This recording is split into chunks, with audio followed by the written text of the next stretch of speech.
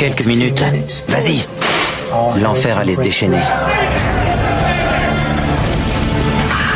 Je me disais, ils vont me tuer. T'arrêtes pas, cours. Quand quelqu'un essaie de s'évader, une chose est sûre, c'est qu'il est prêt à tout. On craignait qu'il soit armé.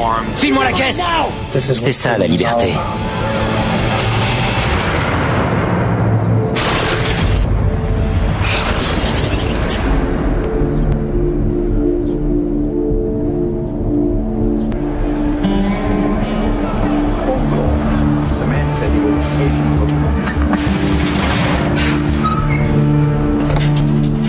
Je m'appelle Dennis Weinhope. J'aime la musique country, les bolides, les belles femmes et surtout les sensations fortes. C'est comme ça que tout a commencé. Quand on attend de sortir son flingue, on sent une énorme décharge d'adrénaline se répandre dans tout le corps. Et là, plus question de faire machine arrière. Bonjour. Le tout pour le tout. File-moi la caisse! Malheureusement, l'envie de vivre ces sensations fortes conduit souvent à risquer sa vie ou à commettre des délits.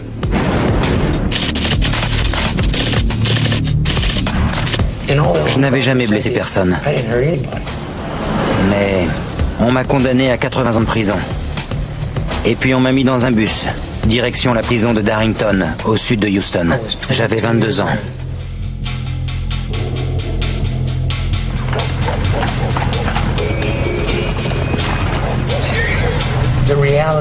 J'ai compris ce qui m'arrivait quand le bus s'est arrêté devant le portail.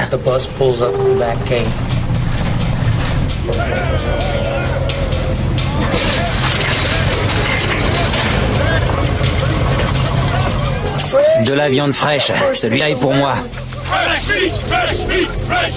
On vous balance tout un tas de cochonneries. Il est pour moi, celui-là.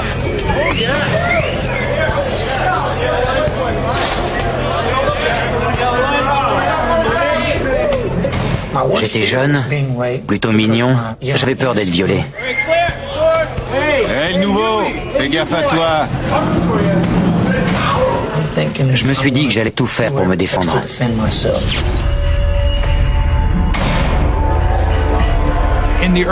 Au début des années 90, j'étais enquêteur à la prison de Darrington.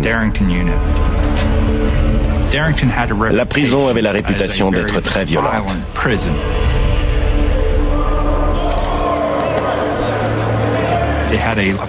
La population du pénitencier avoisinait les 2000 détenus.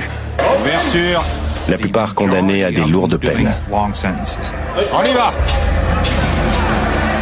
Des meurtriers, des agresseurs à main armée, des délinquants violents. C'était le pire endroit pour purger sa peine.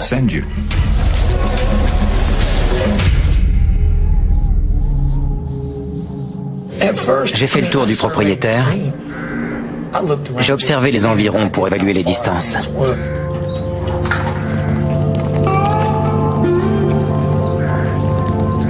La prison était entourée de champs, de grands espaces ouverts.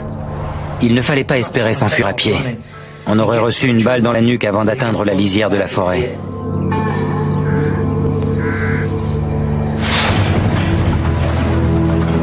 J'ai pris un boulot dans les cuisines de la prison. C'est là que j'ai rencontré Harry. T'es nouveau, non? Ouais, Dennis Hope. Harry Decker.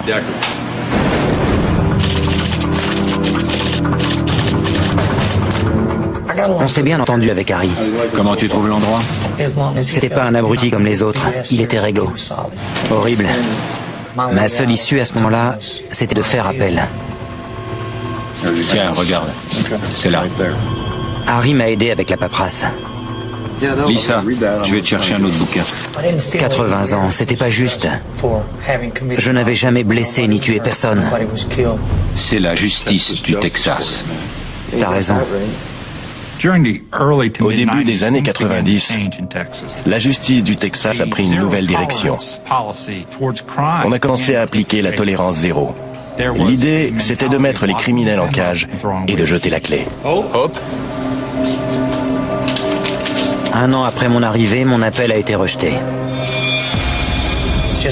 En gros, ces quelques lignes de la chambre criminelle de la cour d'appel disaient « On s'en fout de toi ». C'était un véritable coup de massue. Je me suis senti seul, complètement abandonné.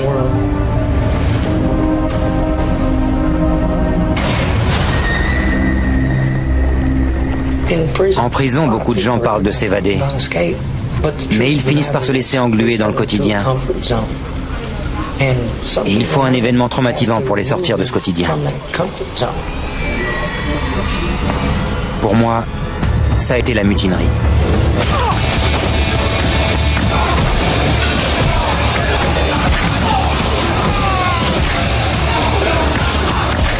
Je craignais pour ma peau. J'avais peur de recevoir un coup de couteau et de crever. J'avais jamais vu autant de sang.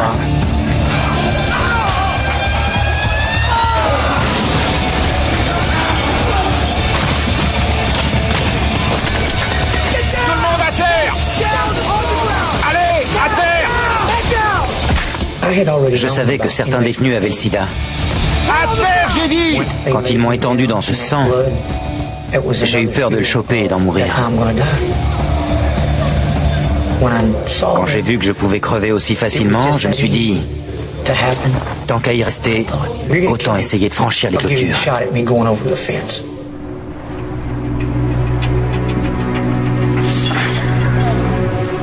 Harry, Ouais. ça va? Ouais, ça va. Si on se tire pas d'ici, ils vont nous tuer. Si t'y vas, j'y vais aussi. Je suis sérieux, Harry.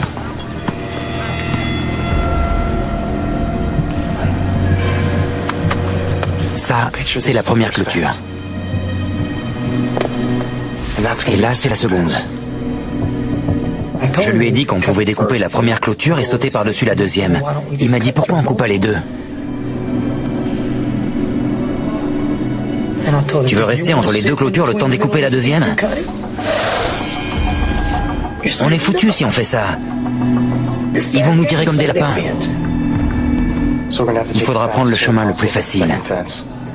Ce qui veut dire passer par-dessus. On fait comment? On va s'enrouler des couvertures autour des jambes pour nous protéger des barbelés. Si on pouvait sauter au sommet pour éviter les barbelés, on était sortis d'affaire. Comme quand on fait l'équilibre.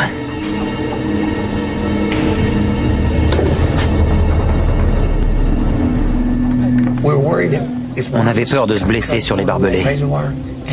Si la blessure était mortelle ou qu'on ne pouvait pas arrêter l'hémorragie, c'était foutu. Et notre plus grande crainte, c'était qu'ils ouvrent le feu avant qu'on atteigne la deuxième clôture.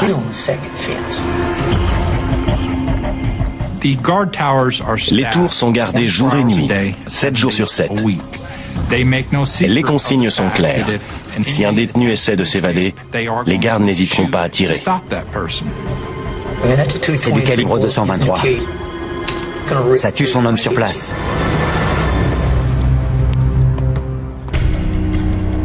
Quoi de neuf? Il y a eu une évasion. Sans blague. On a vite sécurisé le périmètre autour des 3 types. Pour réussir mon évasion, il fallait que je sache comment les gardes allaient réagir. Et t'as des consignes du patron? Pour battre l'ennemi, il faut comprendre comment il fonctionne. Ça a pris du temps? Une demi-heure. J'ai appris que le périmètre faisait 8 km et qu'il le mettait en place aussi vite que possible. Notre cauchemar, c'est que le détenu sorte de ce périmètre. À l'intérieur, on peut facilement l'arrêter. Mais s'il en sort, on ne contrôle plus rien. On n'a pas 36 solutions. Ce chiffre de 8 km s'est gravé dans ma mémoire. Il faut qu'on franchisse les clôtures et qu'on fasse 8 km en moins de 30 minutes. 8 kilomètres? 8 km. Il faut qu'on s'entraîne. Courir 8 km aussi vite que possible.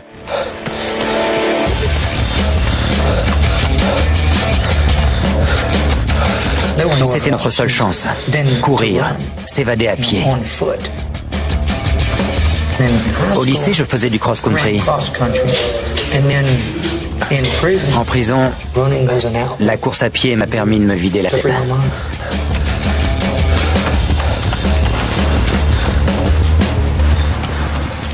Je m'imaginais courir sur une plage. Je pensais à la liberté.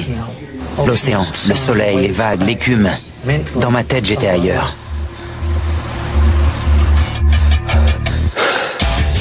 C'est ce qui me permettait de courir en permanence. Mais Harry, courir, c'était pas son truc.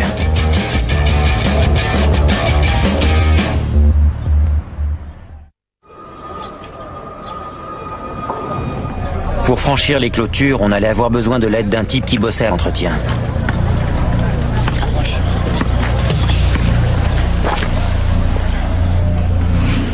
Qu'est-ce que je peux faire pour toi? J'ai besoin d'une pince coupante. Dans un pénitencier, si vous demandez une pince coupante, on sait ce que vous mijotez. C'est pas pour vous couper les ongles des pieds. Qu'est-ce que j'y gagne? De la bouffe en plus. Tout ce que tu veux. Je gère le garde-manger. D'accord.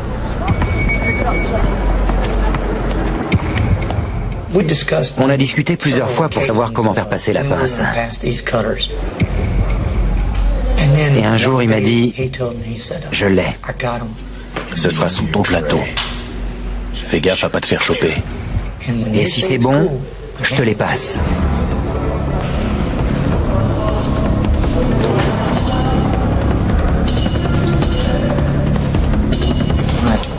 Quand je lui ai tendu mon plateau à travers le passe-plat, il m'a tendu la pince sous le plateau.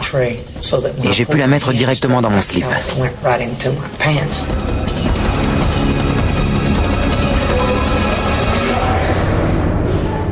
Je tremblais plus que pour un braquage. Si l'un des gardes m'arrêtait pour me fouiller, c'était mort. J'avais les mains moites.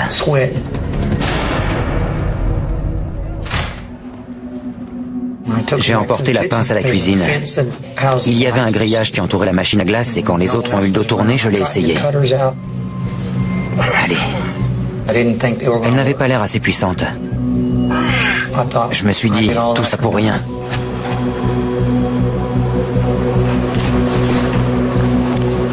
J'ai caché la pince avec la viande dans le congélateur. Et je me suis dit, les pinces Monseigneur ont de grandes poignées. Il m'en faudrait sur la mienne pour faire levier. Alors j'ai eu l'idée de couper des tubes de cuivre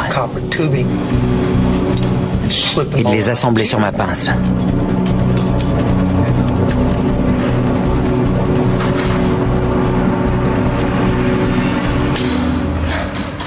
C'était reparti.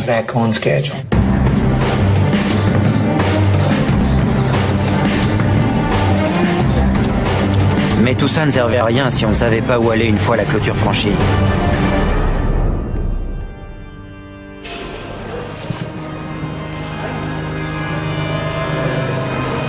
Et un jour, j'ai trouvé le dépliant d'une église par terre.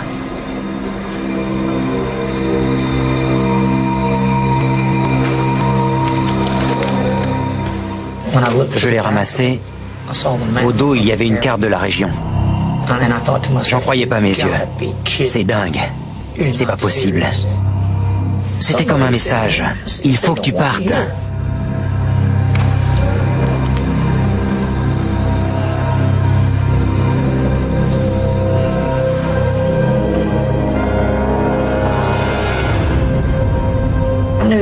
En combinant toutes les informations que j'avais avec la carte, je ne courais plus à l'aveugle.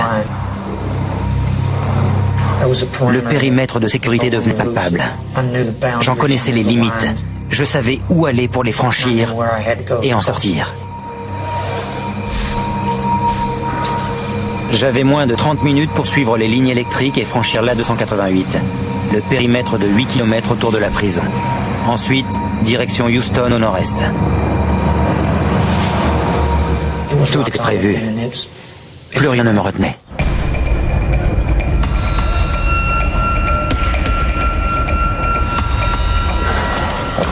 Les barbelés sont trop tranchants. On peut se blesser et saigner à mort. Passer par-dessus la clôture, c'était l'option la plus dangereuse. On a cherché des solutions pour diminuer le danger. C'est là qu'on a pensé à couper les projecteurs. J'ai commencé à chercher où était le générateur qui alimentait les lampadaires. Et si on pouvait le couper?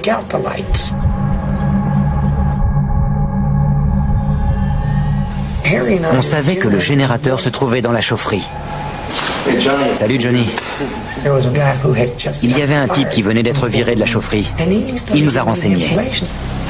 L'alimentation de toute la prison passe par la chaufferie. Il a dit que la chaufferie alimentait toute la prison et que le générateur de secours se trouvait au même endroit. C'était fabuleux. Depuis la chaufferie, on pouvait plonger la prison dans le noir.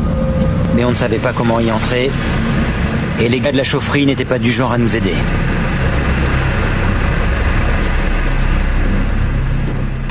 À Darrington, la chaufferie était gérée par des détenus de confiance. Et la plupart étaient fiers d'avoir cette responsabilité.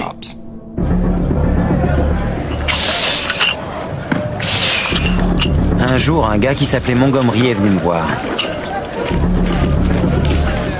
Salut, je peux te parler?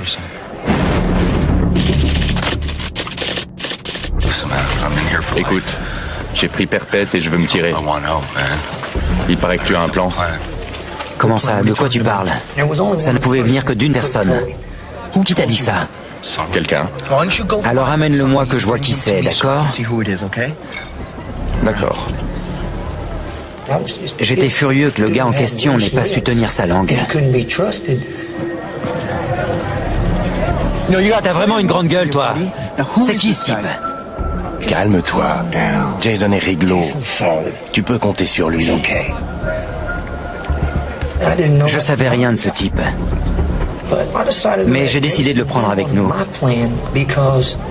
Si je refusais, il risquait d'aller tout raconter. Ok, c'est bon.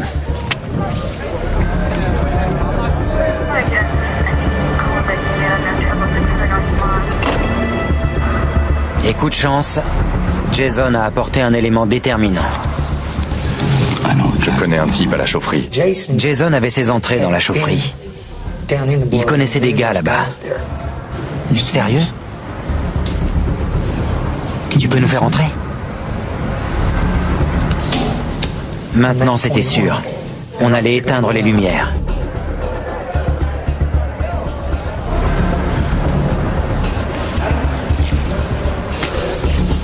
J'arrêtais pas de me demander si je n'oubliais pas quelque chose.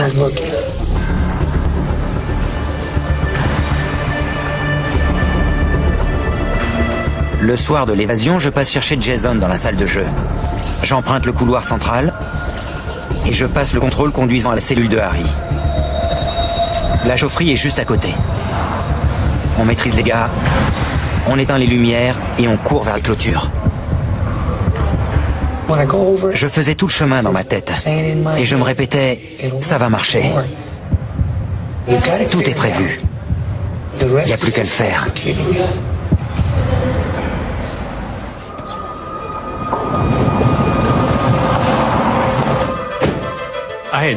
En novembre 1994, je venais d'arriver à Darrington. J'étais là depuis le début du mois. Il y a un problème dans la tour là-bas et on m'a dit que ce serait réglé ce matin. Je commençais à me familiariser avec les lieux et le reste du personnel. J'ai dit à Harry et Jason, on s'évade le dernier week-end de novembre. Ce sera le congé. Les gardiens-chefs seront pas là. C'est Thanksgiving, tout le monde rentre chez lui. T'es partant? Bien sûr, je viens. T'es sûr? Oui, oui, je te l'ai dit.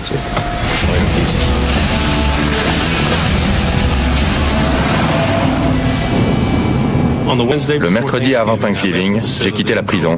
Je suis passé chercher mes enfants et je suis parti chez ma mère à Killeen, à 4 heures de Darrington.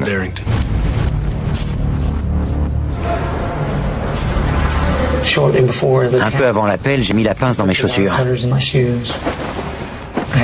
J'ai fait un paquet avec ma couverture. Et j'ai pris mon manteau.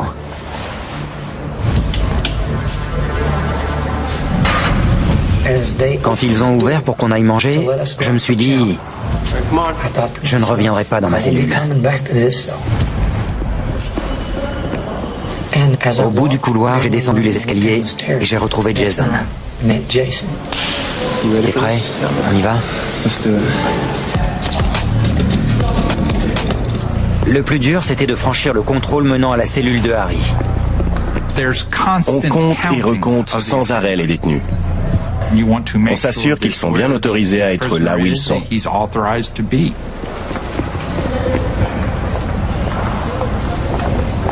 Jason est passé sans problème. Mais moi, la gardienne m'a arrêté. T'es pas dans cette aile, toi? J'ai répondu, bah tiens, vous m'avez transféré il y a 2 jours. Vous devenez gâteuse? Je lui ai dit, allez-y, vérifiez. Ok, vas-y. Quand elle m'a laissé passer, je me suis dit, maintenant, plus rien ne pourra m'arrêter. Harry nous attendait. Il devait nous rejoindre 5 minutes plus tard dans la chaufferie. Le rôle de Jason, c'était de s'occuper du gars en service dans la chaufferie. C'est Jason.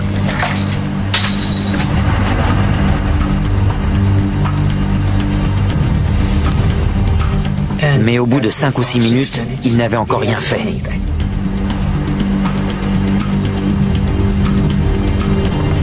Il était 21h30. L'heure tournait. Et plus on attendait, plus on avait de chances de voir s'amener un gardien. Je ne pouvais plus attendre. Il fallait que j'aille voir ce qui se passait.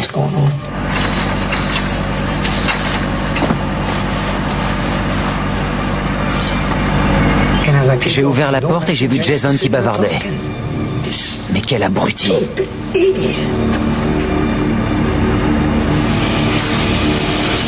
Je peux lui parler une seconde? Vas-y.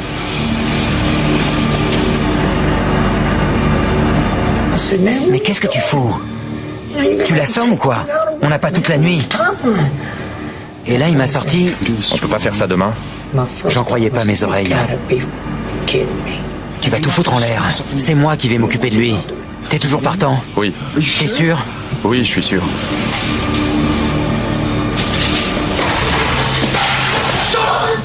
Je l'ai pris à la gorge et je l'ai plaqué au sol.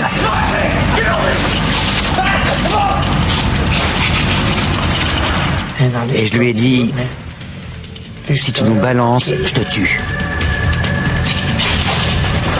J'ai dit à Jason de découper sa couverture.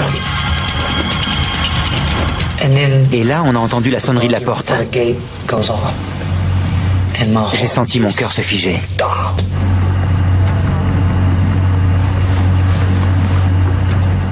J'ai attrapé un tournevis et je suis allé jusqu'à la porte. Qui c'est? C'est moi, mec. C'est Harry. Quand j'ai vu que c'était Harry, j'étais soulagé. Allez, allez, allez. Allez, Harry, grouille!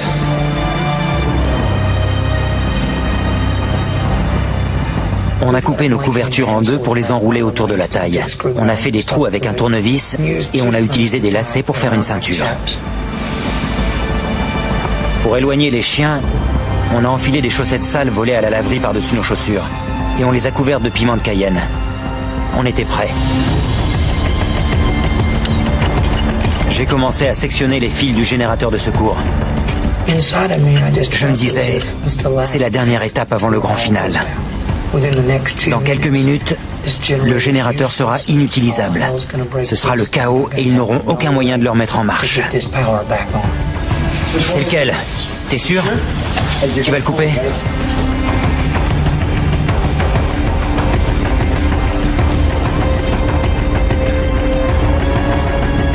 J'ai dit à Jason, vas-y.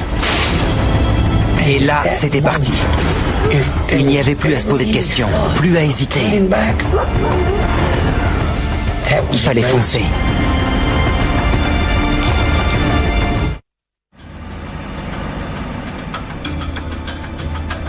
Bon, on y va. On a entendu les cris des détenus.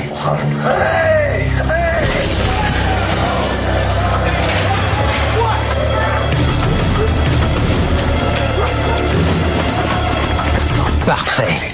Génial. Ça va couvrir le bruit quand on escaladera la clôture. J'ai couru vers la première clôture et j'ai commencé à la découper.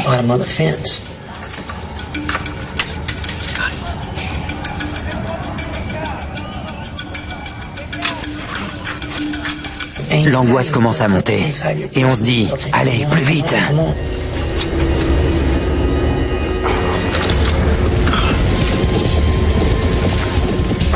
Je suis passé le premier et je me suis dit « S'il tire, je suis mort. » Allez, allez. Venez.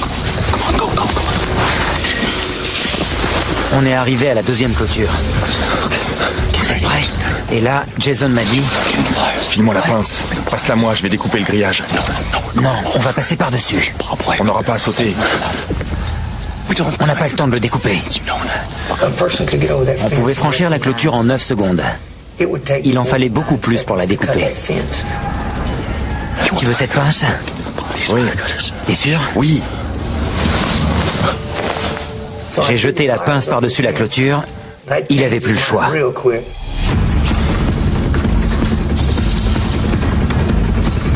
Mon manteau s'est pris dans les barbelés, mais mon poids m'a entraîné de l'autre côté. Quand j'ai touché terre, je suis sorti physiquement, mais aussi mentalement de la prison. Devant moi, j'avais un espace ouvert, sans barrière.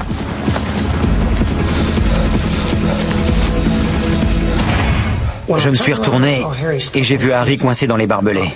Il ne m'avait pas écouté. S'ils restent là-haut, ils vont me tuer. Et en plus, ils sauront qu'il y a eu une évasion. Il faut que j'y retourne. Je l'ai attrapé et j'ai tiré de tout mon poids. Ça va? Oui. Je me suis retourné pour voir s'il s'était levé. Il boitait. J'ai su qu'il ne pourrait pas me suivre. J'ai commencé à courir et j'ai entendu une voix hurler « Halte !» Et très vite derrière, des coups de feu. J'ai cru que j'allais y passer. J'avais prévu de prendre de l'avance avant qu'on s'aperçoive de notre absence. C'était foutu. Je n'avais aucune avance. Alors je me suis dit, il faut que tu cours. Aussi vite que possible, aussi loin et aussi longtemps que tu peux. Cours et ne t'arrête pas.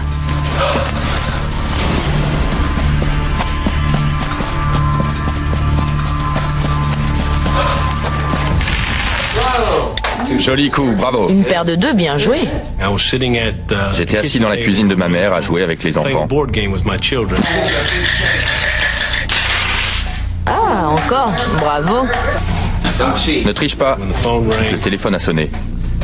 C'était le commandant Thomas, et ses premiers mots ont été « Il y a eu une évasion ». Combien? Quand? Comme tout gardien de prison, l'idée qu'un détenu est en cavale me rend malade. J'arrive. Il faut que j'y aille. Désolé.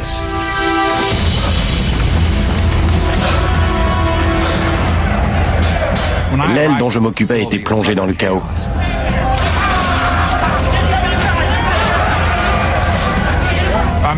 J'étais inquiet et très frustré. Je ne savais pas qui avait disparu. Tout ce qu'on savait, c'est qu'il y avait eu des coups de feu et des actes de sabotage. Et on faisait de notre mieux pour gérer la situation.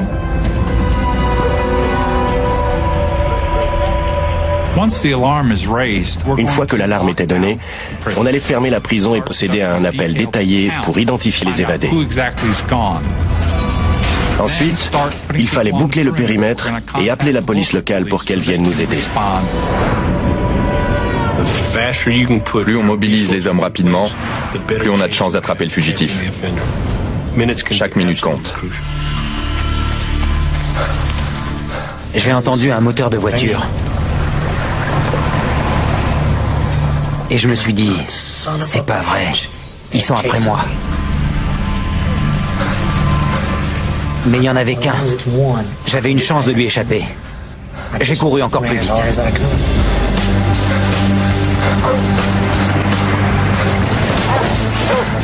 Tu peux y arriver, vas-y.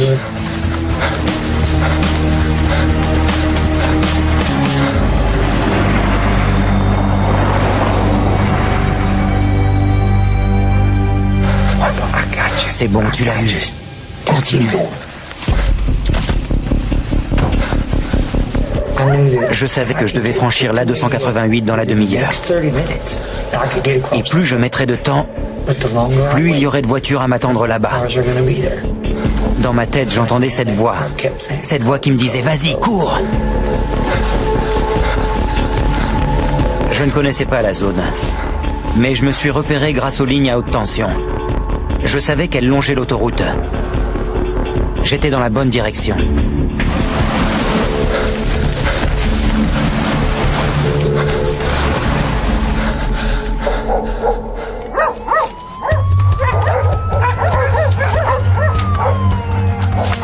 Commandant, on en est où?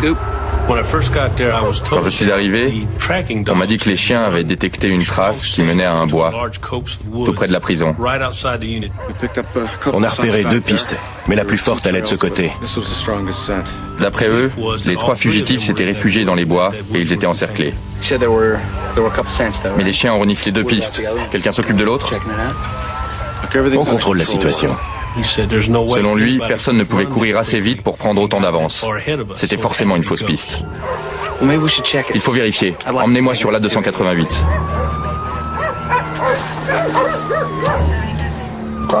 Pour moi, traverser cette autoroute, c'était les maîtres échecs et maths. Toutes les pièces étaient en place. J'ai bien observé les voitures pour être certain de les identifier correctement. J'ai attendu un vide dans la circulation et j'ai traversé à 4 pattes. Dans la nuit, on croirait un chien.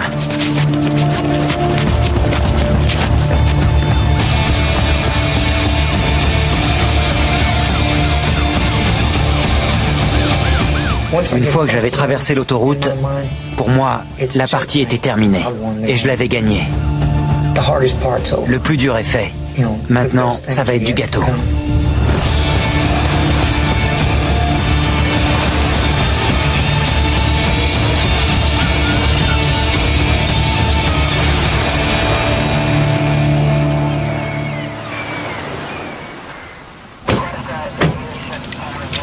Quand on est arrivé sur place, j'ai demandé « On est loin d'Arrington ?» À peu près 5 km. J'ai senti mon estomac se nouer. Est-ce que vous aimez courir, commandant? Pas trop. Moi aussi, et je peux parcourir cette distance en 24-25 minutes. J'étais certain qu'il avait franchi notre périmètre de base. Tout d'un coup, j'avais l'avantage. Je savais que c'était le moment ou jamais de les semer.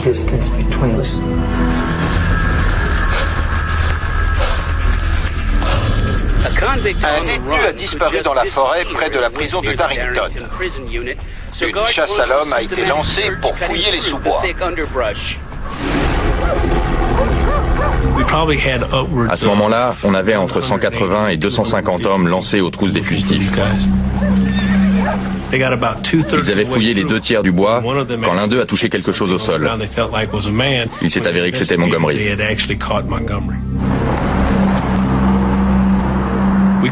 On a attrapé Decker dans une zone habitée au cours de la 2e nuit. Mais le 3e évadé reste introuvable. J'ai compris qu'on avait affaire à un type très malin. Il nous avait battus. J'en ai fait une affaire personnelle. Les premières recherches sont la responsabilité des gardiens. Dès que le périmètre est franchi, je prends le relais. C'est à moi de capturer le fugitif. Voilà Dennis Hope. Il est athlétique et c'est un malin. Il a réussi à échapper aux gardes. Je veux tout savoir sur lui. À quoi ressemble sa petite amie? Quel genre de voiture il conduit? On a pensé qu'il allait se diriger vers Dallas, là où se trouvaient ses amis et sa famille.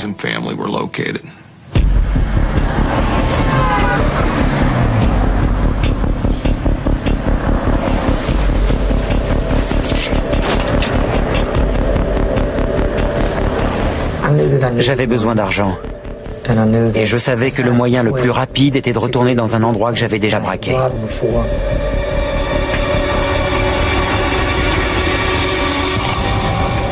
Ça n'était plus qu'une question de temps.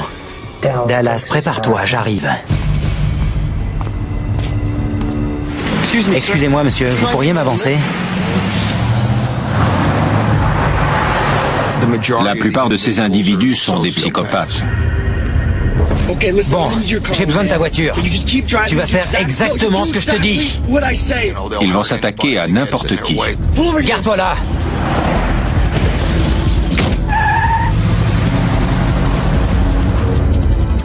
Il n'y avait que $30 dans le portefeuille du type. Ça n'était pas assez pour acheter une arme. Mais j'avais vu des jouets qui ressemblaient à de vrais pistolets. J'en ai acheté un.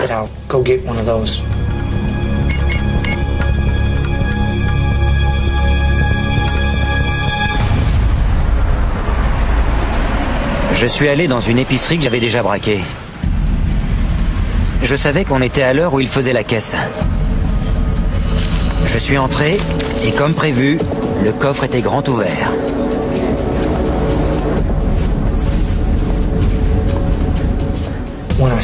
J'ai attendu que les deux clients soient partis. Je sentais l'adrénaline monter. Le temps, les gens, tout d'un coup, tout se passait comme au ralenti.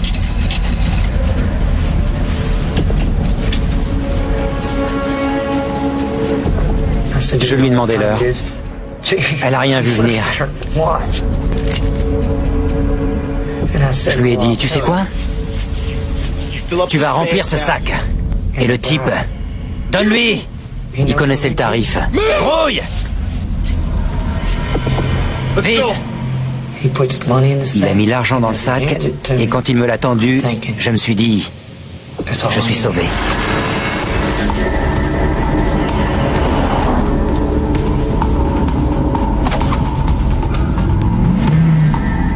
Maintenant, je vais avoir tout ce dont j'ai besoin. Je suis libre. Passe-moi le fric, passe-moi la caisse, vite! Pendant quelques semaines, j'ai braqué des épiceries de Dallas. C'est tout? Et j'allais dépenser l'argent à Memphis. Je faisais la fête, je jouais, je sortais avec de belles filles. Je rattrapais le temps perdu. File-moi la caisse!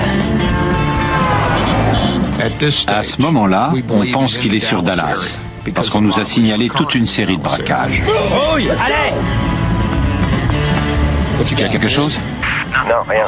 Ça devenait gênant. On avait déployé pas mal d'hommes pour l'attraper et ça ne donnait rien. Et puis, tout est allé très vite. La police de Memphis a retrouvé la voiture volée. On a relevé les empreintes de Dennis Hope à l'intérieur. Et il y avait un journal avec des annonces d'appartements à louer entourés. Au même moment, la surveillance électronique a identifié 2 appels passés depuis Memphis sur un portable à une complice de Hope.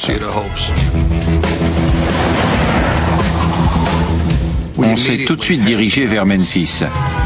Il n'y a pas de fugitif parfait. Ils finissent toujours par commettre une erreur.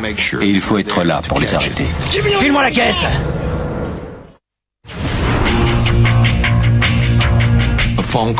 L'appel nous a conduit à une usine d'emballage de viande. Quand on est arrivé sur place, le responsable nous a dit que ce numéro était celui de sa secrétaire. Elle est là-haut. Soyez pas trop long, elle a du boulot. Voici l'agent Fawcett. Je suis l'agent Moriarty. Bonjour, Lucie. Elle nous a dit que sa sœur sortait avec un Texan nommé Dennis. Ma sœur va bien? On lui a demandé de biper Dennis Hope. Ok, on attend.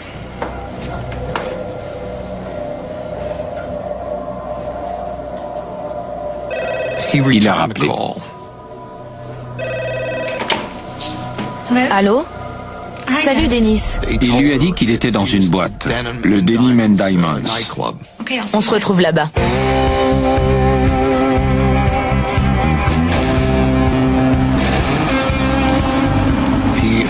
Il a dit aussi qu'il conduisait une belle voiture, qu'il portait un chapeau de cow-boy blanc, un jean, des bottes et une chemise western.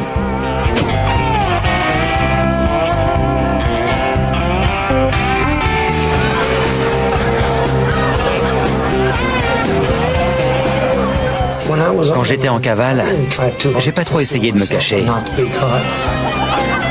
Je voulais pas vivre en ermite. Ça aurait pas eu de sens.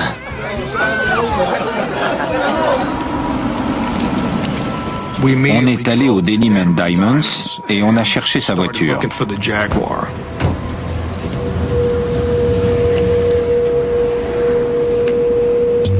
On l'a trouvée garée à l'arrière du parking. Pour la rendre inutilisable et l'empêcher de fuir, on a crevé ses pneus. Ici Fawcett. On a besoin de renfort au Denim and Diamonds.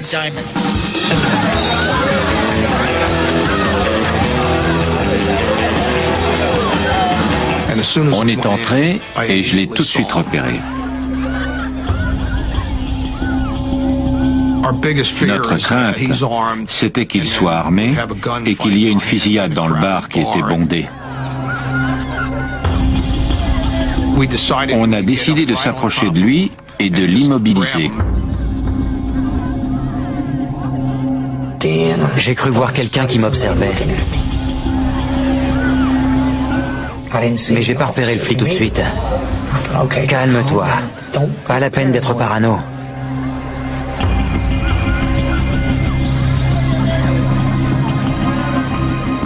On s'est avancé comme pour mieux entendre la musique et on est arrivé à sa hauteur.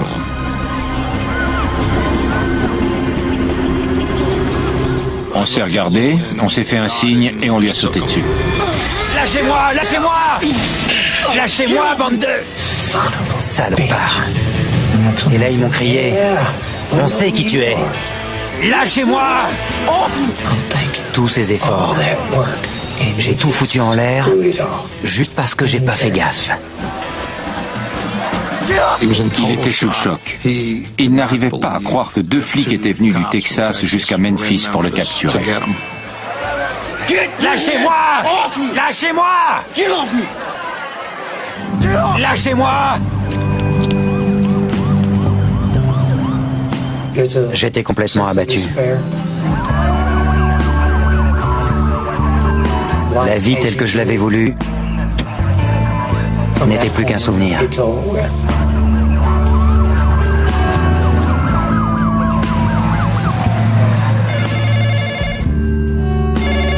Mon téléphone a sonné vers 1 ou 2 heures du matin.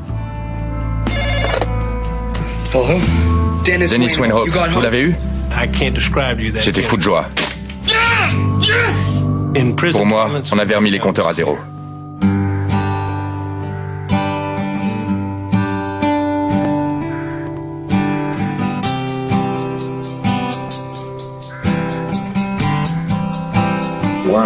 Aujourd'hui, de ma cellule, je regarde le temps passer. On ne peut pas changer son destin, ni revenir en arrière. Impossible. J'attends le jour où mon cœur s'arrêtera de battre. Ça n'est pas ce que j'appelle vivre.